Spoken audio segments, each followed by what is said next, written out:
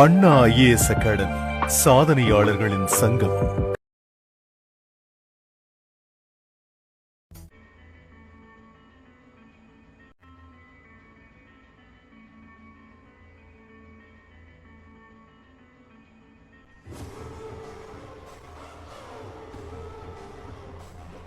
வணக்கம், welcome back அண்ணா IAS academy. இன்னைக்கு எந்த டாப்பிக்கை பார்க்க போறோம் அப்படின்னா, பயாலஜி என்ற சப்ஜெக்ட்ல எண்டோகிரைன் சிஸ்டத்தை பார்க்க போறோம். எண்டோகிரைன் சிஸ்டம் நாளமில்லா சுரப்பி மண்டலம் அப்படின்னு சொல்லிட்டு சொல்லக்கூடியது. இந்த டாபிக்ல இருந்து இப்போ சமீபத்தில் நடந்த தேர்வுகளிலும் சில கேள்விகள் இடம்பெற்றிருக்கிறத நம்ம நன்கு அறிவோம். ஸோ அந்த டாப்பிக்கை பார்க்கலாம். ஏன் இந்த டாப்பிக்கு கொஞ்சம் முக்கியத்துவம் படுத்தி நம்ம பார்க்க இருக்கோம் அப்படின்னு சொல்லிட்டு பார்க்கும்பொழுது, அதாவது எக்ஸோகிரைன் சிஸ்டத்தை காட்டிலும் எண்டோகிரைன் சிஸ்டத்தை ஏன் தனியாக நம்ம படிக்க இருக்கோம் அப்படின்னா, வித்தவுட் டக்ஸ், அதாவது லைக் தட் ப்ளூடூத் டிவைஸஸ் சொல்லலாம். இப்போ எப்படி எந்த ஒரு வயர்டு கனெக்ஷனுமே இல்லாமல் ஒரு ஃபங்க்ஷன் எப்படி ஆகுதோ, அதே போல் நம்முடைய உடல்லையும் வித்தவுட் டக்ஸ், நரம்புகள் இல்லாமல் இது ஹார்மோன்கள், சுரப்பிகளால் கிளாண்டால் சுரக்கக்கூடியது ஹார்மோன்கள் சொல்லுவோம். இந்த ஹார்மோன்களால் ஸ்பெசிஃபிக்கான ஆர்கன், குறிப்பிட்ட உறுப்புகள் செயல்படும். இது அதிகமாக சுரந்துட்டாலும் நமக்கு ப்ராப்ளம் ஏற்படும், குறைவாக சுரந்துட்டாலும் ப்ராப்ளம் ஏற்படும். சரியான விகிதத்தில் சுரந்தால் மட்டும்தான் மனிதன் சீரான ஒரு வாழ்க்கையை நோயின்றி வாழக்கூடிய, குறைபாடின்றி வாழக்கூடிய ஒரு சூழல் ஏற்படும். இதை பற்றின விஷயங்களை நம்ம 1 by 1 பார்க்கலாம். இதனுடைய இன்ட்ரோவாக நம்ம பேசிக்கிலிருந்து நம்ம போயிடலாம். 1909 இங்கிலாந்து நாட்டு உடற்செயலியல் வல்லுநர்கள், சரிங்களா, 2 நபர்கள் என்ன பண்றாங்க, இந்த ஹார்மோன் அப்படின்ற வார்த்தையை அறிமுகம் செய்யறாங்க. அதாவது என்ன அவங்க சொல்றாங்க அப்படின்னு சொல்லிட்டு பார்க்கும்பொழுது, 1909 பிசியோலஜிஸ்ட் அப்படின்னு சொல்லிட்டு சொல்லக்கூடிய இங்கிலாந்து நாட்டை சார்ந்தவங்க, கிளாண்டுன்னு ஒன்று இருக்கு, அந்த கிளாண்டால செக்ரேட் ஆகக்கூடியது தான் ஹார்மோன் அப்படின்னு சொல்லிட்டு சொல்றாங்க. இந்த கிளாண்டால செக்ரேட் ஆகக்கூடியது ஹார்மோன் அப்படின்றது ஓகே. நம்ம எதுனா ஒரு விஷயத்த கண்டுபிடித்து அதை அரங்கேற்றம் அப்படின்னா, நம்ம கண்டுபிடிச்ச விஷயங்களை சொல்லி அதை தனித்துவமா மிகைப்படுத்தி காட்டுறது தான் அது ஒரு ப்ரூஃப் பண்ண மாதிரி இருக்கும். அது போல சரி, நீங்க கிளாண்டால செக்ரேட் ஆகக்கூடியது ஹார்மோன் அப்படின்னு சொல்லும்போது, கண்டுபிடிச்ச ஹார்மோன் எது அப்படின்னு சொல்லும் போது செக்ரெட்டின் அப்படின்றாங்க. செக்ரேஷன் ஆகிறதால தான் செக்ரெட்டின் அப்படின்னு சொல்லியிருக்கலாம் அப்படின்ற ஒரு விஷயங்கள் இருக்கு. அந்த செக்ரெட்டின்ன்றது எங்க சுரக்குது, அது அதிகமாக சுரந்தா என்ன ஆகும், குறைவா சுரந்தா என்ன ஆகும் அப்படின்ற விஷயங்களை முழுமையா முன்வைக்கல.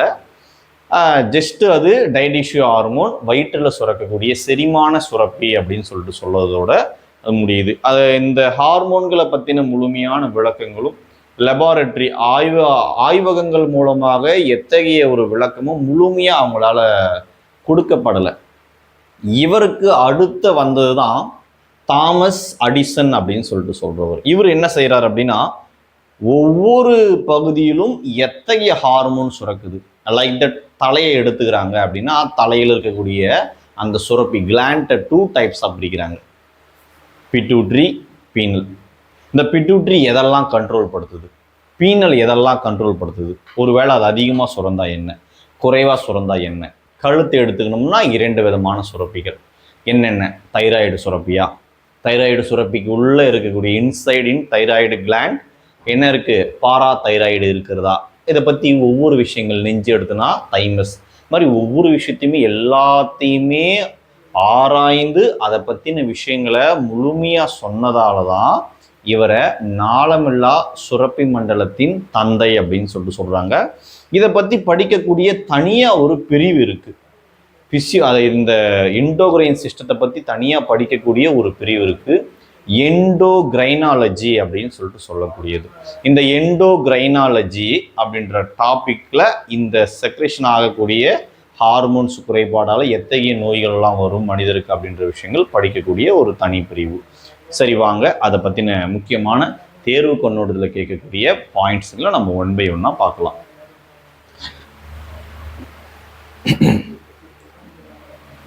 அதுதான் நாளமில்லா சுரப்பி மண்டலத்தை பற்றி படிக்கக்கூடிய தனியாக ஒரு படிப்பு இருக்கு.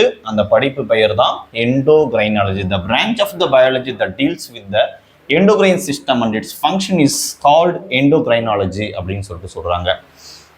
இந்த எண்டோகிரைனாலஜி பத்தின முழுமையான விளக்கம் கொடுத்தது I already told you that. என்ன சொன்னேன், இவர் தான் மொத்தத்தையும் ஆராய்ந்து அதை பத்தின விஷயங்களை சொன்னாரு. So Thomas Edison is the father of endocrine system, நாளமுள்ள சுரப்பி மண்டலத்தினுடைய தந்தை அப்படின்னு சொல்லிட்டு அழைக்கப்படுறாங்க. இவருக்கு முன்னாடி இந்த 2 நபர்களால் தான் அறிமுகம் செய்யப்பட்டது. சரிங்களா, பெய்லிஸ் அண்ட் ஸ்டார்லின் அந்த நபர்களால் இவர்களால் கண்டுபிடிக்கப்பட்டது தான் என்னென்ன நம்ம சொன்னோம் அப்படின்னா செக்ரெட்டின் அப்படின்றது. அப்போ முதலில் கண்டுபிடிக்கப்பட்ட ஹார்மோன் அப்படின்னு சொல்லிட்டு பார்த்தாலும் செக்ரெட்டின் தான். அது எங்கே இருக்கிறதா கூறப்பட்டது அப்படின்னா வயிற்றில் செரிமான சுரப்பியா டைஜஸ்டிவ் ஹார்மோன் அப்படின்னு சொல்லிட்டு நம்ம நோட் பண்ணிக்கணும். சரி, இவங்க இருவரும் கண்டறிந்த ஹார்மோன் அப்படின்னு சொல்லிட்டு நம்ம சொன்னதான் they are first discovered the hormone. என்ன ஹார்மோன் சொன்னாங்க, செக்ரெட்டின். இம்பார்ட்டன்ட். சரிங்களா, செக்ரெட்டின்ன்றது வயிற்றில் டைஜஸ்டிவ் ஹார்மோனாக சொல்லப்படுது, செரிமான சுரப்பியா சொல்லப்படுது. அது முழுமையாக படுறதில்லை அப்படின்ற ஒரு கூற்று முன்வைக்கப்படுது. இந்த நாளமில்லா சுரப்பிகள் ஏன் நாளமில்லா சுரப்பிகள் அப்படின்னு சொல்லிட்டு சொல்றாங்கன்னா, not have ducts, they are called endocrine gland அப்படின்னு சொல்லிட்டு சொல்றாங்க. அதாவது நரம்புகள் எதுவுமே இல்லை, அதனால நாளங்கள் இல்லாதனால நாளமில்லா சுரப்பிகள் அப்படின்னு சொல்லிட்டு சொல்லப்படுது. அதுக்கடுத்து இந்த நாளமில்லா சுரப்பிகளால் சுரக்கக்கூடியது தான் என்னன்னு சொல்றாங்க, நாளமில்லா சுரப்பிகளால் சுரக்கக்கூடியது தான் ஹார்மோன் அப்படின்னு சொல்லிட்டு சொல்றாங்க. நாளமில்லா சுரப்பிகளால் சுரக்கக்கூடியது தான் ஹார்மோன். சரி, இதுவரையும் நம்ம பார்த்துட்டோம். இந்த ஹார்மோன் இருக்கு.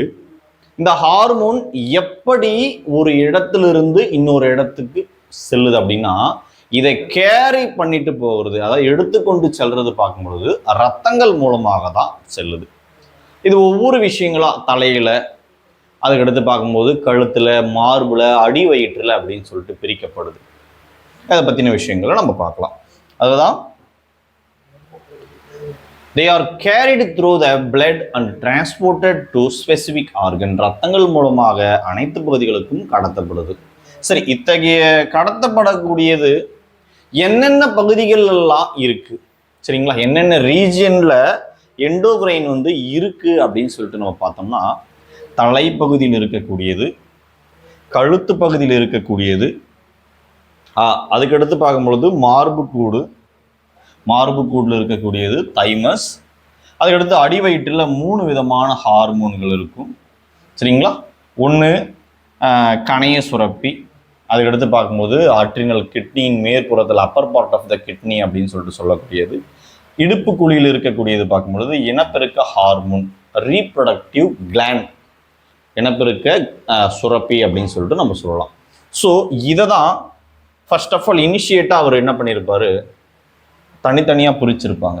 இந்த கிளாண்ட் தலையிலையும் சுரக்கு, நெக்கு, அதுக்கடுத்து பார்க்கும்போது chest, head, neck, chest, abdomen region, அடிவயிற்று பகுதி, இந்த 4 பகுதிகளில் காணப்படுது அப்படின்ற விஷயங்களை சொல்லிட்டு, இந்த 4 பகுதியில் இருக்கக்கூடிய ஹார்மோன்களுடைய பெயர் என்ன, இந்த 4 பகுதியில் குறிப்பிட்டு எந்த இடத்துல இருக்கு அப்படின்ற விஷயங்கள். லைக் தட் எது மாதிரி சொல்லலாம், இப்போ ஒரு குறிப்பிட்ட பிளேஸ் இருக்கு, ஒரு காஞ்சிபுரத்தில் ஒரு குறிப்பிட்ட ஒரு பிளேஸ் எந்த தெருவில் எந்த பகுதியில் இருக்குது அப்படின்ற மாதிரி நம்ம சொல்கிறோம் இல்லையா, அது போல தான் ஒரு குறிப்பிட்ட நம்முடைய உடல் பாகங்களில் எந்த இடத்துல இருக்குது ஸ்பெசிஃபிக்காக அப்படின்ற விஷயங்களையும் ஹார்மோன்களுடைய பகுதிகளையும் அதுக்கடுத்து வகைப்படுத்தியிருப்பாங்க.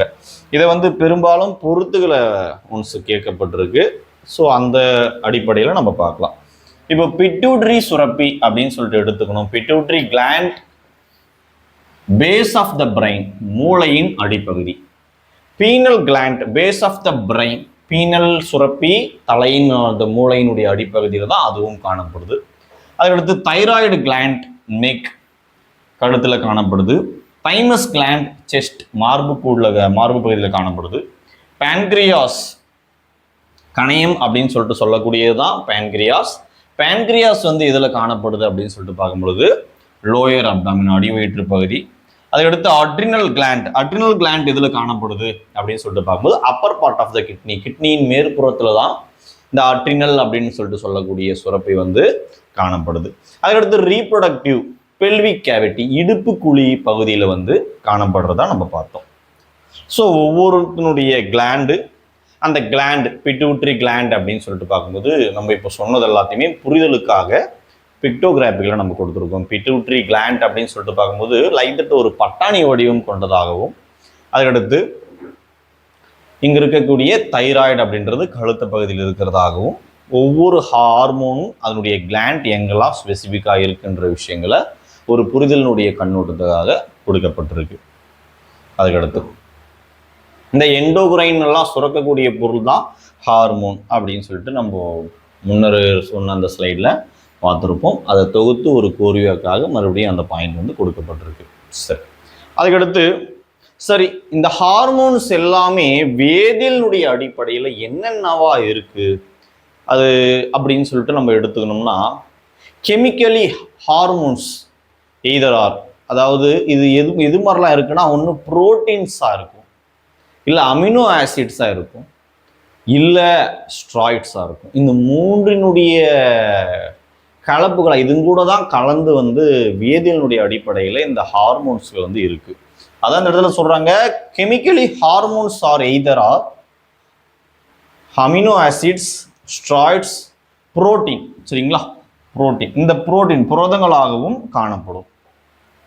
அதுக்கடுத்து இவ்வளோ நேரம் நம்ம இதை பற்றி எல்லாம் பார்த்தோம் அப்படின்னா, அந்த ஹார்மோன்னா என்ன, யார் வந்து முதல்ல அதை கண்டுபிடிச்சாங்க, அதுக்கடுத்து அதை முழுமையான ஒரு விளக்கத்துடன் கொடுத்ததால தான் Thomas Edison father of the endocrine சிஸ்டம்னு சொன்னாங்க. அது என்னென்ன பகுதிகளில் வந்து காணப்படும், எது மாதிரியெல்லாம் அதை கிளாண்ட் வந்து செக்ரேட் ஆகக்கூடிய பார்ட் இருக்குன்னு சொல்லிட்டு பார்த்தோம். இப்போ ஒவ்வொன்றத்தை பற்றியும் ஸ்பெசிஃபிக்காக பார்த்து போகிறோம். எப்படி தலை அப்படின்னு சொல்லிட்டு எடுத்தோம்னா, தலையில் எத்தனை கிளாண்ட் இருக்குது, ஒவ்வொரு கிளாண்டினுடைய ஸ்பெசிஃபிக்கான ஃபங்க்ஷன்ஸ் என்ன அப்படின்ற விஷயங்களை நம்ம பார்க்கலாம். ஃபஸ்ட்டு தலையில் சுரக்கக்கூடிய நாளமில்லா சுரப்பிகள் அப்படின்னு சொல்லிட்டு பார்க்கும்பொழுது, an endocrine gland secreted by the head வந்து, அதாவது தலையில் சுரக்கக்கூடியது 2 விதமான சுரப்பிகள் வந்து காணப்படுது. there are 2 types. what is that? one pituitary gland, another one pineal gland. So இந்த 2 கிளாண்டை பற்றி நம்ம ஒன் பை ஒன்னாக பார்க்கலாம். ஃபஸ்ட்டு இந்த பிட்யூட்ரி கிளாண்ட் அப்படின்னு சொல்கிறது என்ன அப்படின்னு சொல்லிட்டு பார்க்கும்பொழுது, ஒரு சின்ன ஒரு ஃபன் மாதிரி எடுத்துக்கலாமே. இந்த சத்யராஜ் சார் ஒரு படத்தில் வடிவேல் சாரும் சேர்ந்து நடிச்சிருப்பாங்க.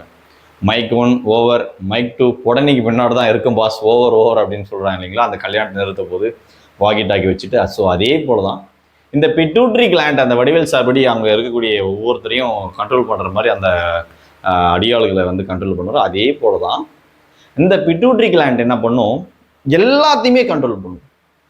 தைராய்டு நீங்கள் இவ்வளோ தான் சுரக்கணும், அதிகமாக சுரக்கக்கூடாது.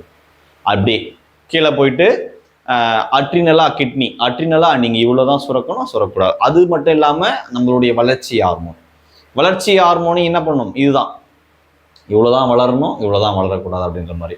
இது போல் நிறைய ஹார்மோன்ஸை இது வந்து தான் கட்டுப்பாட்டில் வச்சுட்ருக்கு, எல்லாத்தையுமே சரியான முறையில் இயக்கிறதுக்காக வச்சுட்டு இருக்கோம். அதனால இதை கட்டுப்பாடோட எல்லாத்தையுமே வச்சுட்டு இருக்கிறதால இதை வந்து என்ன சொல்றாங்க அப்படின்னா, conductor of the endocrine groups அப்படின்னு சொல்லிட்டு சொல்றாங்க. சரிங்களா, அதாவது நாளமில்லா சுரப்பி மண்டலம் அல்ல, சுரப்பி குழுவின் நடத்துனர் அப்படின்னு சொல்லிட்டு சொல்லுவாங்க. அப்போ ஒரு குழுவை சரியான முறையில் மென்டார் பண்ணி அதை வழி நடத்தி கொண்டு போகக்கூடிய அந்த நபர் ஒரு தலைவனாக இருக்கக்கூடிய தகுதி இருக்கு இல்லையா. ஸோ அதுதான் மாஸ்டர் கிளாண்ட் அப்படின்னு சொல்லிட்டு சொல்றாங்க. இதுக்கு இன்னொரு பேர் என்ன சொல்றாங்க, மாஸ்டர் கிளாண்ட், தலைமை சுரப்பி எனப்படும். அப்போ பிட்யூட்ரி சுரப்பிக்கு 2 விதமான நேம் இருக்கு. ஒன் மாஸ்டர் கிளாண்ட் தலைமை சுரப்பி, அனதர் ஒன் எண்டோகிரைன் சிஸ்டத்தினுடைய conductor, that's mean conductor of the endocrine groups, நாளமில்லா சுரப்பி குழுவின் நடத்துனர் அப்படின்னு சொல்லிட்டு சொல்றாங்க. சரி, இது எந்த பகுதியில் அமைஞ்சிருக்கு, பேஸ் ஆஃப் த பிரைன் அப்படின்னு சொல்லிட்டு நம்ம பார்த்தோம், மூளையின் அடிப்பகுதி. அந்த மூளையின் அடிப்பகுதியில் எதன் கூட இணைஞ்சிருக்கு எக்ஸாக்டா அப்படின்னு சொல்லிட்டு பார்த்தோம்னா, அந்த hypothalamus, it's joint with the hypothalamus of brain அப்படின்னு சொல்லிட்டு சொல்லலாம். அதாவது மூளையின் ஹைப்போதலாமஸ் பகுதியுடன் இது இணைஞ்சு காணப்படும். அதுக்கடுத்து இதனுடைய வடிவம் எடுத்துக்கணும்னா பி ஷேப், பட்டாணி வடிவம் கொண்டதா வந்து இது காணப்படுது. ஸோ இப்போ சொன்னதெல்லாம் மைண்டில் அப்படியே புரிஞ்சிருக்கும்.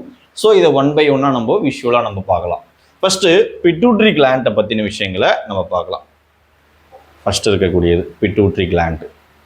அதுதான் இப்போ இப்போ பிட்யூட்டரி கிளாண்ட்ன்றது இங்க இருக்கு இல்லைங்களா, நான் என்ன சொன்னேன், பட்டாணி வடிவம் கொண்டது அப்படின்னு சொல்லிட்டு சொன்னேன். மூளையினுடைய அடிப்பகுதியில் வந்து காணப்படுறதாகவும், இது எதையெல்லாம் கண்ட்ரோல் படுத்தும், கிட்னியை கண்ட்ரோல் படுத்தும், தாய்ப்பால் சுரப்பை கண்ட்ரோல் படுத்தும், தைராய்டை கண்ட்ரோல் படுத்தும். அதுக்கடுத்து பார்க்கும்பொழுது இனப்பெருக்க உறுப்புகளுடைய வளர்ச்சியை வந்து கண்ட்ரோல் படுத்தும், ஸ்கின்னு, இது போல் இருக்கக்கூடிய மனிதனுடைய வளர்ச்சி, இது எல்லாத்தையுமே இந்த பிட்யூட்டரி கிளாண்ட் வந்து கண்ட்ரோல் படுத்தக்கூடியதாக இருக்குது. இது எதன் கூட இணைஞ்சிருக்கு அப்படின்னு சொல்லிட்டு பார்க்கும்போது ஹைப்போதலாமஸ்.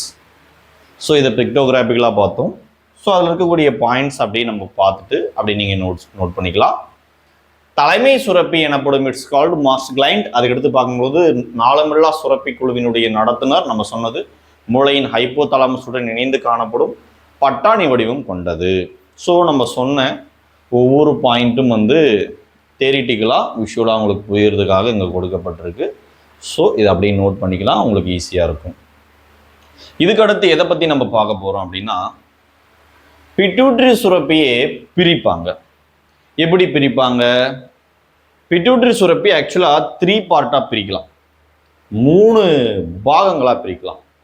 சரிங்களா? அதாவது எப்படி சொல்லலாம், கதுப்பு, முன்கதுப்பு lobe, anterior lobe, posterior lobe. முன்கதுப்பு, பின்கதுப்பு.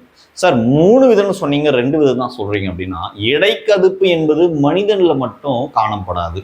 மற்ற விலங்கு, நாய், பூனை, குதிரை, இது போல இருக்கக்கூடிய மூளை இருக்கக்கூடிய விலங்குகள் எல்லாத்துக்குமே பார்க்கும்போது இது காணப்படும்.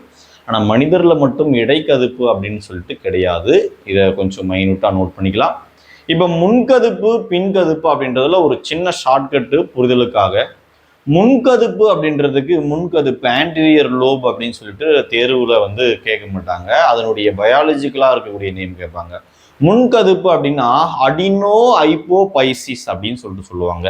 என்ன அடினோ ஐப்போபைசிஸ்? இதில் இந்த அடினோ ஐப்போபைசிஸில் ஒரு ஷார்ட்கட்டு நம்ம அதை விஷுவலாக பார்க்கலாம், கவனிக்கலாம். முன்கதுப்பு, அதாவது பிட்யூட்டரி கிளாண்ட முன்கதுப்பு பின்கதுப்பு, ஆன்டீரியர் லோப், போஸ்டரியர் லோப்னு பிரிக்கிறாங்க. இதுக்கு பெயர் ஞாபகம் வச்சுக்கிறதுக்கு ஒரு சின்ன ஷார்ட்கட் சொல்கிறேன், மறக்காமல் இருக்கிறதுக்காக. முன்கதுப்பு அப்படின்றத முன் அனுபவம் ஞாபகம் வச்சுக்கலாம்.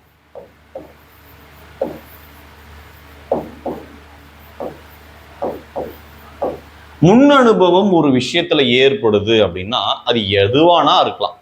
வாழ்க்கையில பிஸ்னஸ்ல இருக்கலாம், அல்லது நம்ம படிப்புல நம்ம நல்லா படிச்சுட்டு இருக்கோம், நம்மளை தாண்டி எந்த கொஸ்டினுமே வராது இருக்கலாம். ஒரு டெஸ்ட் நம்ம போட்ட பிறகுதான் தெரியும் 40 மார்க்கு தாண்டி இருக்காது, அப்போ இன்னும் பயிற்சி தேவைன்றது புரியும். இது போல எல்லா விஷயத்திலுமே, வாழ்க்கையா இருக்கட்டும் எதுவானா இருக்கட்டும், அப்போ முன் அனுபவம் ஏற்படுவதற்கு வாழ்க்கையில எல்லாருக்குமே ஒரு அடி விழும், நம்பிக்கையின் பேரிலேயே எதில் ஒரு அடி விழும். அப்போ முன் அனுபவம் எதனால ஒரு மனிதனுக்கு ஏற்படுது? அவன் வாழ்க்கையில் பெறுகின்ற அடியால். அப்போ முன் அனுபவம், முன்னுன்னா முன் அனுபவம் ஞாபகம் வச்சு, அப்போ முன் அனுபவம் ஏற்படுறதுக்கு என்ன தேவை? அடி. அப்போ முன்கதுப்பு அப்படின்னு என்னது? அடி அப்படின்னு ஞாபகம் வச்சு என்னது? அடினோ ஹைப்போபைசிஸ், மறக்காம இருக்கிறதுக்காக. பின்கதுப்பு, நம்ம வாழ்க்கையில் அடிபட்டு ஒரு அரசு அதிகாரி அப்படின்ற ஒரு பதவியை வந்து எக்ஸாம் எழுதி கஷ்டப்பட்டு அள்ளும் பகலும் படித்து நம்ம வந்திருப்போம். நமக்கு பின்னாடி வருபவர்களுக்கு நம்ம படித்த சிலபஸ்ஸு, நம்ம செஞ்சது எல்லாமே புதுசாக இருக்கும். ஸோ இப்போ நம்ம ஒரு பைக்கை கூட விற்கிறோம் அப்படின்னா நமக்கு அது பழசாக தெரியுது, நமக்கு பின்னாடி அதை யூஸ் பண்ணுறவங்களுக்கு அந்த பைக் அது புதுசாக தெரியும். ஸோ அது மாதிரி ஞாபகம் வச்சுக்கலாம். அப்போ பின் அப்படின்னா புதுசாக தெரியுது, நியூவாக தெரியுது. அப்போது பின், சரிங்களா, அது வந்து அவங்களுக்கு நியூவாக தெரியும். அப்போது நியூ அப்படின்னு ஞாபகம் வச்சுக்கலாம். அப்படின்னா அது ஷார்ட்கட்டு நியூரோ ஹைப்போபைசிஸ். பின்கதுப்புக்கு நியூரோ ஹைப்போபைசிஸ். சரி, அதே போல் இடைக்கதுப்பு அப்படின்றது மனிதர்களில் காணப்படுவது அல்ல. இடைக்கதுப்புன்றது கிடையாது. இதுவரையும் நமக்கு புரிஞ்சிருக்கோம், இதை நோட் பண்ணிக்கலாம். அதுக்கடுத்து அடினோ ஹைப்போபைசிஸ் சுரக்கக்கூடியது. அடினோ ஹைப்போபைசிஸ், இப்போ ஒருத்தர் அடிக்கிறோம் அப்படின்னா இப்படி கன்னத்தில் பலாருன்னு அடிக்கணும்னு ஞாபகம் வச்சுக்கலாம். அப்போது இந்த 5 விரல்கள், சார் 6 விரல் இருக்குது சார் நான் அதிர்ஷ்டசாலி அப்படின்னு எல்லாம் சொல்லக்கூடாது, ஒரு பொதுவாக ஒரு விஷயம் சொல்கிறேன். அப்போது அடிக்கிறோம் அப்படின்னா 5 விரல்கள் இருக்குது. அப்போ 5 விரல்கள் அப்படின்னு என்னது? 5 ஹார்மோன் சுரக்குது. அடினோ ஹைப்போபைசிஸால சுரக்கக்கூடியது 5 விதமான ஹார்மோன்கள். அது என்னென்ன? ஒன்று வளர்ச்சி ஹார்மோன், நெக்ஸ்ட் பார்க்கும் பொழுது தைராய்டு, தைராய்டை தூண்டும் ஹார்மோன், தைராய்டு ஸ்டிமுலேட்டிங் ஹார்மோன். அதுக்கடுத்து எதை பார்க்கலாம்? Adrenal, adrenal stimulating hormone. அதுக்கடுத்து கடைசியாக இருக்கக்கூடிய 4வது எதை பார்க்கலாம்? கொனோட்ரோபிக் ஹார்மோன். அதுக்கடுத்து பார்க்கும்பொழுது கடைசி லாஸ்ட் ஒன் பார்க்கும்பொழுது இந்த கொனோட்ரோபிக் முடிஞ்ச பிறகு ப்ரோலாக்டின் அப்படின்னு சொல்லிட்டு சொல்லலாம். ஸோ இந்த அடினோ ஹைப்போபைசிஸால சுரக்கக்கூடிய ஹார்மோன்கள் 5 விதமான ஹார்மோன்கள். வளர்ச்சி ஹார்மோன், தைராய்டை தூண்டும் ஹார்மோன், அட்ரினல் புரோனியை தூண்டும் ஹார்மோன், கொனோட்ரோபிக் ஹார்மோன், ப்ரோலாக்டின் ஹார்மோன். சரிங்களா? இது 1 by 1 பார்க்குறோம். இதில் எதெல்லாம் நம்மளுக்கு பார்த்த உடனே புரியறதுக்கு உண்டான வாய்ப்புகள் அதிகமாக இருக்குன்னா, தைராய்டு ஸ்டிமுலேட்டிங் ஹார்மோன், அதுக்கடுத்து அட்ரினலை தூண்டும் ஹார்மோன், அட்ரினோகோட்ரோபிக் ஹார்மோன் அப்படின்னு சொல்லிட்டு சொல்லுவாங்க. இந்த 2 ஹார்மோன்ஸுமே நமக்கு வரையறை இல்லாமே, ஒரு டெஃபினிஷன் இல்லாமல் நம்ம அப்படியே புரிஞ்சுக்க முடியும். என்ன? தைராய்டு ஸ்டிமுலேட்டிங் ஹார்மோன்னா அதை கட்டுப்படுத்துவது, அது குறைவாக சுரக்கும் பொழுது இவ்வாறு சுரக்க வேண்டுமா, மிகை சுரப்பாக இருக்கும்போது அது சரியான விகிதத்தில் சுரக்கக்கூடியது. அதே போல தான் அட்ரினல் சுரப்பையும், கிட்னியின் மேற்புறத்தில் இருக்கக்கூடிய அதையும் அதே போல தான் 1 by 1 எவ்வளவு சுரக்கணும் அப்படின்ற விஷயத்த சொல்லக்கூடியதாக நம்ம பார்க்குறோம். சார் அப்போ growth ஹார்மோன்னா வளர்ச்சி ஹார்மோன், சரிங்களா? 1 கிலோ 1 கண்ணாடியில் 2 ரூபாய் கொடுத்தா பொட்டிக்கடலே கிடைக்கின்ற மாதிரி growth ஹார்மோன்னா வளர்ச்சி ஹார்மோன் அப்படின்னு சொல்லிட்டு நம்ம அதை புரிஞ்சிக்க முடியாது. என்ன அப்படின்னா, growth ஹார்மோன் அப்படின்றது 3 விதமாக பிரிக்கலாம். ஒன்று, அந்த ஹார்மோன் குறைஞ்சிடுச்சு அப்படின்னா குள்ளத்தன்மை, சரிங்களா? ட்ரோவிசம், ஜெய்காண்டிசம் அப்படின்னு சொல்லிட்டு சொல்லுவாங்க. குள்ளத்தன்மை, அசுரத்தன்மை அப்படின்னு சொல்லிட்டு சொல்லக்கூடியது. அதுக்கடுத்து கடைசியாக இருக்கிறது அக்ரோமெகலி. இந்த குள்ளத்தன்மை அசுரத்தன்மை கூட நமக்கு தெரிஞ்சிடும். குறைவாக சுரந்தா குள்ளமாக இருப்பாங்க, அவங்களோட வளர்ச்சி பாதிக்கப்பட்டிருக்கும். மிகை சுரப்பாக இருந்துச்சுன்னா, செக்ரேஷன் ரொம்ப இன்க்ரீஸாக இருந்துச்சுனாக்கா ரொம்ப அசுர வேகத்தில் வளர்ந்துருப்பாங்க. ஏன் அவங்க நடக்க கூட முடியாது, தடுமாறி அவங்களுக்கு அந்த கிராவிடேஷன் சரியாக ஆகாத அளவுக்கு கூட அவ்வளோ வளர்ச்சி இருக்கிறதுக்கு உண்டான சாத்தியக்கூறு இருக்குது. அது 2மே அப்படியே நமக்கு புரிஞ்சுக்கலாம். அது என்ன சார் கடைசியாக சொன்னீங்களே அக்ரோமெகலி அப்படின்றது என்னன்னா, வயது முதிர்ச்சியின் காரணமாக ஒரு மனிதன் வளர்ச்சி வயது ரொம்ப வயதான சூழல் ஏற்பட்டால் இந்த கை விரல்கள் நீட்சியாகும். கை விரல்கள் நார்மலாக இப்போ ஒரு குழந்தையிலிருந்து ஒரு இளம் வயது கொஞ்சம் கொஞ்சமாக போக போக நார்மலாக இருக்கும். வயது முதிர்ச்சி அடைந்த பிறகு கையினுடைய விரல்கள் ரொம்ப நீட்சியாக இருக்கும். அதுக்குன்னு ரொம்ப இந்த ஜெண்டா மாதிரின்னு பெருசாக நாக்கெல்லாம் போமே அவ்வளோலாம் இருக்காது. ரொம்ப குறைவான அளவில் இருக்க மாதிரி அந்த விரல்களுடைய நீட்சிகள் அதிகரிக்கும். இதுதான் அக்ரோமெகலி, வயது முதிர்ச்சியின் காரணமாக அக்ரோமெகலி அப்படின்ற விஷயங்கள் சொல்லப்படுது. இதை பற்றின விஷயங்கள் நம்ம 1 by 1 பார்க்கலாம். ஃபர்ஸ்ட் ஆஃப் ஆல் இந்த 5 ஹார்மோன் இருக்கிறத நம்ம பார்த்துலாம். அதுக்கடுத்து growth ஹார்மோனை பார்க்கலாம். நம்ம பிக்டோகிராபிக்கலாகவும் தியரிட்டிக்கலாகவும் விஷுவலாக நம்ம பார்க்கும்போது புரியும். வளர்ச்சி ஹார்மோன் ட்ரோஃபிசம், அடுத்து பார்க்கும்பொழுது ஜெய்காண்டிசம் அசுரத்தன்மை, அடுத்து அக்ரோமெகலி வயது முடிச்சின் காரணமாக இந்த விரல்களுடைய நீட்சி அதிகமாக காணப்படுறது. அசுரத்தன்மை இந்த நபர்கள் இருக்கிற போல ரொம்ப அசுரத்தன்மையாக இருக்கும். இந்த ஐயா இருக்கிற போல ரொம்ப குறைவான தன்மையாக இருக்கக்கூடியது. அவ்வளோதான் இதில் இருக்கக்கூடியது, நம்ம புரிதலுக்காக கொடுக்கப்பட்டது. அடுத்து செகண்ட், தைராய்டை தூண்டக்கூடிய ஹார்மோனாக இருக்கும். ஹார்மோன் சுரப்பி சரியான அளவில் கட்டுப்படுத்துறதாகவும். அட்ரினோகார்ட்ரோபிக் ஹார்மோன் அப்படின்னு சொல்றது இதுவும் பார்க்கும்போது அட்ரினலை தூண்டக்கூடியது. சரி, கொனோட்ரோபிக் ஹார்மோன் அப்படின்றது என்னன்னா, ரீப்ரொடக்டிவ் ஆர்கனை அந்தந்த வயதுக்கேற்றவாறு முதிர்ச்சி அடைய செய்து வளர வைக்கிறது. அவ்வளோதான். கடைசியாக இருக்கக்கூடியது ப்ரோலாக்டின். ப்ரோலாக்டின் அப்படின்றது இன்னொரு பேர் இருக்கு. இப்போ நம்ம பார்த்தோம் பிட்யூட்ரி கிளாண்டுக்கு என்னென்னு பார்த்தோம், 2 விதமான பெயர் இருக்கு. ஒன்று தலைமை சுரப்பி, இன்னொன்று நாளமில்லா சுரப்பி குழுவின் நடத்துனர். அப்படி அதே போல தான் அது சுரக்கக்கூடிய இந்த 5 ஹார்மோனில் கடைசியாக இருக்கக்கூடிய ப்ரோலாக்டினுக்கு என்ன பெயர் அப்படின்னு சொல்லிட்டு பார்க்கும்போது லாக்டோஜெனிக் அப்படின்னு சொல்கிறாங்க. இதை மறக்காமல் இருக்கிறதுக்காக பாலில் காணப்படும் அமிலம் என்னது? லாக்டிக் அமிலம் அப்படின்னு நம்ம படிச்சிருப்போம். அப்போ அந்த லாக்டிக் அப்படின்னாலே நமக்கு பால் அப்படின்னு ஞாபகம் வந்துடணும். நம்ம குழந்தையா இருக்கும் பொழுது தாய் அமுதத்தை குடித்து தான் எல்லாரும் வளர்ந்துருப்போம். அத்தகைய ஒரு குழந்தையினுடைய பசியாற்றக்கூடிய அந்த தாய்ப்பாலை சுரக்கிறதுல இது ரொம்ப முக்கியத்துவம் வந்து வகிக்குது. அப்போ ப்ரோலாக்டின் லாக்டோஜெனிக் ஹார்மோன் அப்படின்னு சொல்லிட்டு சொல்லப்படுது. இது வந்து எதுக்கு பயன்படுது? தாய்ப்பால் சுரப்புக்காக, மதர் மில்க் செக்ரேஷனுக்காக தான் பயன்படுது. இந்த ப்ரோலாக்டினுக்கே இன்னொரு பேர் இருக்கு, லாக்டோஜெனிக் அப்படின்றது. இதை மைண்டில் தெளிவாக நோட் பண்ணிங்க. லாக்டோஜெனிக் வச்சு லாக்டோஜெனிக்கோட இன்னொரு பேர் என்னன்னு கேட்கலாம், இல்லை லாக்டோஜெனிக்குடைய யூசஸ் என்னன்னு கேட்கலாம். ரிவர்சபிளாகவும் இந்த சைடாகவும் கேட்கறதுக்குண்டான சாத்தியக்கூறுகள் அதிகமாக காணப்படுது. ஸோ இது வரையும் நம்ம பார்த்தாச்சு. அதுக்கடுத்து பின்கதுப்பு, போஸ்டரியர் லோப் அப்படின்னு சொல்லிருக்கு இல்லைங்களா, பின்கதுப்பு. நான் அந்த கதை என்ன சொன்னேன்? பின்கதுப்பு நமக்கு பின்னாடி வரவங்களுக்கு அது புதுசாக இருக்கும். அதான் ஒரு சின்ன ஒரு ஸ்டோரி சொன்னால், பைக் நம்ம சேல் பண்ணுறோம். அப்போ பைக் சேல் பண்ணுறப்போ ஒரு நபர், ஏன்ற நபர், பின்ற நபர் பைக் சேல் பண்ணுறாங்கன்னா, அந்த பழையது புதியதுன்றது எந்த 2 நபருக்குள்ள இருக்கக்கூடிய வேறுபாடுகள், அந்த 2 நபருக்குள்ள வேறுபாடு. அந்த 2ன்றதான் இதுக்கு ஷார்ட்கட்டு. பின்கதுப்பு ஹார்மோன்கள் எத்தனை ஹார்மோனை சுரக்கும்? 2 விதமான ஹார்மோனை சுரக்கும். சரிங்களா? அதாவது ஆன்டி டயூரிட்டிக் ஹார்மோன் அப்படின்னு சொல்லிட்டு சொல்லக்கூடிய அதையும் நம்ம பார்ப்போம். ஆன்டி டயூரிட்டிக் ஹார்மோன்னு சொல்லிட்டு சொல்லக்கூடியதையும், அதுக்கடுத்து பார்க்கும்பொழுது ஆக்சிடோசின் அப்படின்னு சொல்லிட்டு சொல்லக்கூடியதும் பார்க்குறோம். ஆன்டி டயூரிட்டிக் ஹார்மோன் அப்படின்றது என்னன்ற விஷயத்த முதல்ல நம்ம தெரிஞ்சுக்கலாம். ஆன்டி டயூரிட்டிக் ஹார்மோன் அப்படின்றது சிறுநீர் பெருக்குதிர் ஹார்மோன். இப்போ நம்ம தண்ணி குடிக்கிறதெல்லாம் ஓட்டை குடத்தில் நிரம்பிய ஒரு நீர் எப்படி அப்படியே வெளியேறிடுமோ அது போல இருந்துரும். எதனால? இந்த ஆன்டி டயூரிட்டிக் ஹார்மோன் நமக்கு செக்ரேஷன் ஆகலாம். சரிங்களா? யூரினேஷன் ஃப்ரீக்வெண்ட்லியாக அதிகமாக எக்ஸசிவாக இருக்கும். இந்த ஹார்மோன் சுரக்கும் பொழுது தான் அந்த தண்ணியில் இருக்கக்கூடிய அனைத்து மினரல்ஸுமே நமக்கு உடலில் போயிட்டு அதை ஒரு சைக்கிளிங் மாதிரி வந்து அதை சுத்திகரிக்கப்பட்டு, ரத்தங்கள்லாம் சுத்திகரிக்கப்பட்டு, அதுக்கடுத்து கழிவு நீக்கமாக எக்ஸ்கிரேட்டரி சிஸ்டம், கழிவு நீக்க மண்டலத்தின் மூலமாக வெளியேற்றப்படுகிறது. வியர்வை சுரப்பிகள் எக்ஸெட்ரா 1/1 இருக்குது. ஸோ அத்தகைய வேலையை புரியறதுக்கு தான் இந்த ஆன்டி டயூரிட்டிக் ஹார்மோன் இருக்குது. அதுக்கடுத்து பார்க்கும்பொழுது 2வதாக இருக்கக்கூடிய ஆக்சிடோசின். ப்ரோலாக்டின் அப்படின்னு சொல்லிட்டு சொல்லக்கூடிய லாக்டோஜெனிக் ஒரே ஒரு வேலையை தான் பார்க்கும். அது வந்து தாய்ப்பால் சுரப்புக்கு. இது தாய்ப்பால் சுரப்பையும் செய்யும். Easier to child birth. சரிங்களா?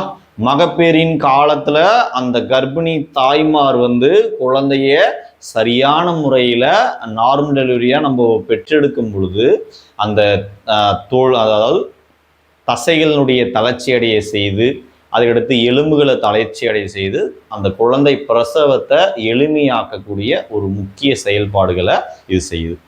அதுக்கடுத்து இந்த பணியும் செஞ்சுட்டு அடிஷ்னலா மதர் மில்க் செக்ரேஷன், தாய்ப்பால் சுரப்புக்கு இந்த ஆக்சிடோசின் அப்படின்றதும் பயன்படுது. ஸோ இந்த விஷயத்த நம்ம விஷுவலாக பார்க்கலாம். அப்போ ஆன்டிடயூரிட்டிக் ஹார்மோன், சிறுநீர் பெருக்கெதிர் ஹார்மோன் நம்ம பார்த்தாச்சு. அதுக்கடுத்து பார்க்கும்பொழுது ஆக்சிடோசின் அப்படின்றது எதுக்கு பயன்படுது? நம்பர் 1 குழந்தை பேரு. சரிங்களா? Easier to child birth. அதுக்கடுத்து மதர் மில்க் செக்ரேஷன், தாய்ப்பால் சுரப்பு. சரிங்களா? குழந்தை பிரசவித்த பெண்மணிக்கு எளிமையாக பிறக்க செய்யறது. செகண்டு, அந்த குழந்தைக்கு சரியான தாய்ப்பால் வந்து அளிப்பதற்காக அந்த தாய்ப்பாலை சுரப்பது. இந்த வேலையை தான் இந்த ஆக்சிடோசின் அப்படின்ற ஹார்மோன் வந்து செய்யுது. ஸோ பிட்யூட்டரி சுரப்பையை பற்றி நம்ம முழுமையாக பார்த்தாச்சு. அதுக்கடுத்து பீனியல் சுரப்பு. பீனியல் அப்படின்றது என்ன? பீனியல் கிளாண்ட் அப்படின்றது என்ன? பீனியல் கிளாண்ட் அப்படின்னாலே பிணி அப்படின்ற மாதிரி ஞாபகம் வச்சுங்க. ஒருவனுக்கு பிணி பிடிச்ச என்ன பண்ணுவான்? அவனுடைய வாழ்வில் இருக்கக்கூடிய சைக்கிள் வேகமாக போகிறது கொஞ்சம் மெல்லமாயிடும். சரிங்களா? அப்படி மெல்லமாகக்கூடிய அந்த ஒரு விஷயத்தை ஞாபகம் வச்சுங்க. அப்போது இந்த பீனியல் அப்படின்ற சுரப்பி மெலட்டோனின் அப்படின்ற ஒரு ஹார்மோனை வந்து செக்ரேட் பண்ணும். சரிங்களா? இந்த மெலட்டோனின் அப்படின்ற ஹார்மோன் வந்து குறைவதால் என்ன அப்படின்ற பார்க்கறதுக்கு முன்னாடி, இந்த மெலட்டோனின், இந்த பீனியல் சுரப்பால சுரக்குது இல்லையா மெலட்டோனின், இந்த மெலட்டோனின் என்ன ஹார்மோன்? இப்போ நம்ம பிட்யூட்டரி கிளாண்டுக்கு ஒரு ஹார்மோன் இருக்கு, அந்த பேர் இருக்கு. அது போல நம்ம இவ்வளவு நேரம் பார்த்தோம் இல்லைங்களா மாஸ்டர் கிளாண்டெல்லாம். அது போல இந்த பீனியல் சுரப்பிக்குன்னு ஒரு பேர் இருக்கு. என்ன பேர் அப்படின்னா டைம் மெசேஞ்சர், கால தூதுவர்கள் அப்படின்னு சொல்லிட்டு சொல்றாங்க. சரிங்களா? இது ஒரு வேளை செக்ரேஷன் சரியா ஆகலை அப்படின்னா அவங்களுடைய sleeping cycle cans disturbed sleeping cycle. சரிங்களா? அவங்களுடைய இயல்பான உறக்க சுழற்சி வந்து பாதிப்படையக்கூடும். சரிங்களா? இந்த தாக்கத்தை தான் ஏற்படுது. அப்போ இயல்பான உறக்க சுழற்சி பாதிப்படைந்தாலே மெட்டபாலிக் ஃபங்க்ஷன், அவங்களுடைய வளர்ச்சிதை மாற்ற செயல்பாடுகள் வந்து குறையறதுக்கு உண்டான சூழல் அதிகமாக இருக்கும். ஸோ அதை பற்றின விஷயங்களை நம்ம பார்க்கலாம். மெலட்டோனின். மெலட்டோனின் என்னும் ஹார்மோன் பீனியல் வந்து சுரக்குது.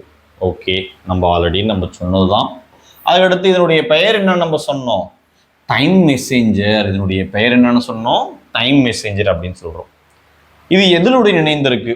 இப்போ நம்ம பிட்யூட்டரி எடுத்தோம்னா எது கூட இணைஞ்சிருக்குது? ஹைப்போதலாமஸோட இணைஞ்சிருக்குன்னு நான் சொன்னேன். இது எது கூட இணைஞ்சிருக்கு அப்படின்னா இதுவும் பேஸ் ஆஃப் த பிரெயின் தான். அந்த பேஸ் ஆஃப் த பிரெயினோட corpus callosum, base of the corpus callosum of brain, மூளையினுடைய அடிப்பகுதியில் இருக்கக்கூடிய கார்பஸ் கலோசத்துடன் இணைந்து இது வந்து காணப்படும். மூளையின் கார்பஸ் கலோசனுடைய அடிப்பகுதியில் வந்து காணப்படுறதா நம்ம இதை பார்க்குறோம். ஸோ இது புரிஞ்சிருக்கும். நெக்ஸ்ட் ஸ்லைடுக்கு போகலாம்.